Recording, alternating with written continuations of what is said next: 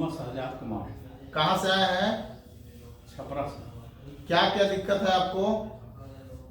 गर्दन का प्रॉब्लम था, शोल्डर का प्रॉब्लम था, कमर का दर्द का प्रॉब्लम था, सर में चक्कर का प्रॉब्लम था। ओके, कहाँ से जानकारी हुआ मेरे बारे में? वो वही छपराई के एक इलाज करा के वही बताए। अभी आपका 3-4 दिन इलाज हुआ, कैसा लग रहा है आपको?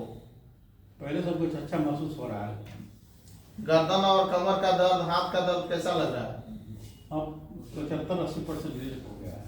ओके, ठीक है। और क्या कहना चाहेंगे लोगों को हम लोग के इलाज के बारे में? लोगों को बताया नहीं, आपके बारे में तारीफ करेगा। मतलब आप इलाज से सेटिस्फाइड है ना? सर्टिफाइड है। ठीक है, थैंक यू।